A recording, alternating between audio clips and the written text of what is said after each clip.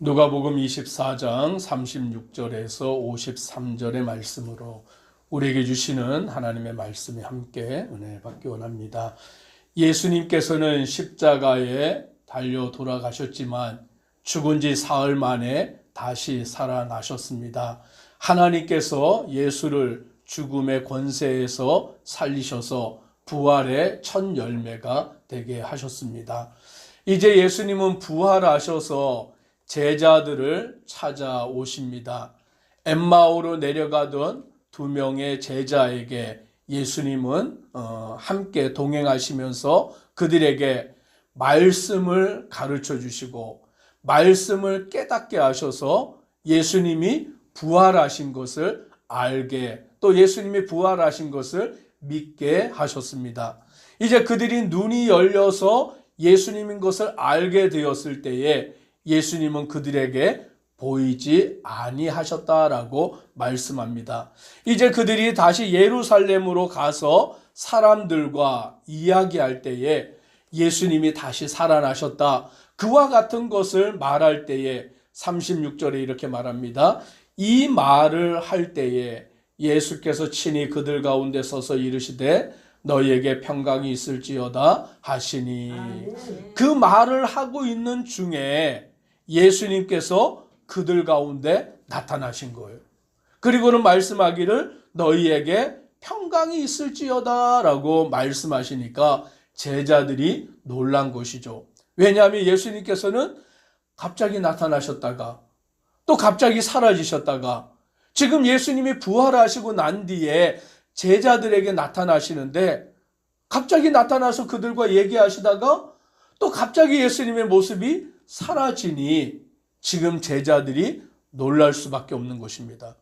지금도 자기들이 말하고 있는 중에 갑자기 예수님이 그들 가운데 서셔서 너희에게 평강이 있을지어다 라고 하시니까 그들이 놀라고 무서워하여 그 보는 것을 영으로 생각했다라는 것이죠. 즉 육체가 아니라 영혼이 나타나 있는 것처럼 그들이 생각하며 무서워하고 두려워했다라는 거예요. 오늘 예수님이 부활하셨을 때에 그 부활의 몸은 우리가 육체로 알 수 있는 것은 아닌 것이죠. 예수님의 부활은 영으로만 부활한 것이 아니고 몸으로도 부활하셨고, 그 예수님의 부활하심이 영과 육으로 다 부활하셨는데 또 우리가 알고 있는 이 육과는 또 다르다라는 것이죠. 그래서 예수님은 부활하신 이후에는 시공간의 제약에 놓여 계시지 않는 거예요. 갑자기 나타나기도 하시고 갑자기 없어지기도 하시고 어디에나 또 예수님이 계시기도 한 그 모습을 우리는 보게 되는 것입니다. 그런데 예수님의 제자들은 그것을 알 수 없고 이해할 수 없으니 무서워하고 두려워하게 된 것입니다. 예수님이 말씀합니다. 38절 39절 같이 읽습니다. 예수께서 이르시되 어찌하여 두려워하며 어찌하여 마음에 의심이 일어나느냐. 내 손과 발을 보고 나인 줄 알라. 또 나를 만져보라. 영은 살과 뼈가 없으되 너희 보는 바와 같이 나는 있느니라. 아멘. 예수님이 그들에게 어찌하여 두려워하며 어찌하여 마음에 의심이 일어나느냐. 지금 예수님이 부활하여 그들에게 나타나셨는데 그들은 예수님이 육으로 부활하신 것이 아니라 영으로 나타나셨다라고만 생각하고 무서워하고 두려워하니 예수님은 아니다, 나는 몸으로 부활했다라고 말씀하십니다. 그것을 그들에게 내 손과 발을 보고 나인 줄 알고 나를 만져보라. 내 몸은 살과 뼈가 있다라고 그와 같이 말씀해 주고 있는 것입니다. 오늘 우리는 예수님이 몸으로 부활하심을 믿으시기를 바랍니다. 아멘. 근데 그 몸의 부활이 우리가 알고 있는 지금 이 육체의 부활은 아닌 것이죠. 왜냐하면 우리가 가지고 있는 육신은 연약하여서 죄에 물들어져 있어서 우리의 육신은 질병에 걸릴 수밖에 없고 우리의 육신은 고통을 당할 수밖에 없고 우리의 육신은 죽을 수밖에 없는 것입니다. 그런데 예수님이 부활하신 그 부활의 몸은 완전한 몸인 줄 믿으시기를 바랍니다. 요한계시록에서 말하는 것처럼 새하늘과 새 땅이 임할 때에 거기에는 슬픔이 없고 애통이 없고 또 질병이 없고 죽음이 없는 것처럼 예수님의 부활하신 몸을 완전한 몸으로 부활하셨습니다. 그래서 우리도 그 부활을 소망하며 살아가는 것이죠. 여전히 믿지 못하고 의심하는 그들에게 예수님은 여기에 먹을 것이 없느냐, 그리하여 그들이 생선 한 토막을 드리니까 예수님이 그 생선을 잡수시는 거예요. 친히 먹으심으로 예수님의 몸의 부활을 그들에게 보여주고 있는 것입니다. 그래서 우리는 부활이 무엇이냐라고 할 때에 죽고서 영혼만 살아있다라는 것이 아니라 죽고 난 뒤에 우리는 부활할 때 영과 육이 함께 부활함을 믿으시기를 바랍니다. 그리고 그 몸의 부활은 지금 우리가 알고 있는 이런 연약한 몸이 아니라 완전한 몸으로 부활이 되는 것입니다. 이제 예수님께서는 그들에게 말씀으로 다시 가르쳐 주시는데 44절에 또 이르시되 내가 너희와 함께 있을 때에 너희에게 말한 바 곧 모세의 율법과 선지자의 글과 시편에 나를 가리켜 기록된 모든 것이 이루어져야 하리라 한 말이 이것이라 하시고 라고 말씀합니다.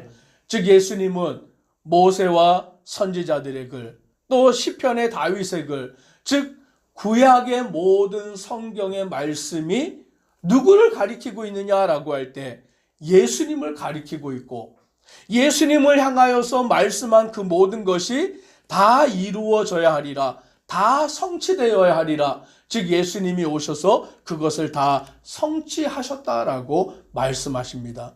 그래서 우리는 예수님을 믿을 때 말씀으로 믿는 줄 믿으시기를 바랍니다. 말씀으로 믿어야 우리가 흔들리지 않는 거예요. 우리에게 주신 말씀대로 예수님을 믿어야만 우리가 하나님을 온전히 아는 자가 되는 거예요. 말씀대로 믿지 아니하면 무슨 일이 생기냐면 자기 생각대로 믿는 것이 되죠. 그럼 자기 생각대로 믿다 보면 어떻게 되냐면 이단이 되어버리는 것입니다. 이단이 그냥 이단이 되는 게 아니라 말씀대로 하나님을 믿지 않고 말씀대로 하나님을 알지 않고 자기 생각대로 하나님을 생각하고 믿다 보니까 이단이 되어버리는 것이죠. 그리고는 나중에 교주는 누가 되어버립니까? 자기가 하나님이 되어버리는 거예요. 내가 예수다, 내가 보혜사 성령이다, 그와 같이 되어버리는 일이 만들어지는 것입니다. 그래서 우리는 하나님의 말씀대로 구약에 주신 그 모든 말씀이 예수 그리스도를 통하여 성취된 것을 믿고 아는 자가 되고, 이제 그것을 왜 우리에게 알려주셨느냐, 46절로 48절에 이렇게 말씀합니다. 같이 읽습니다.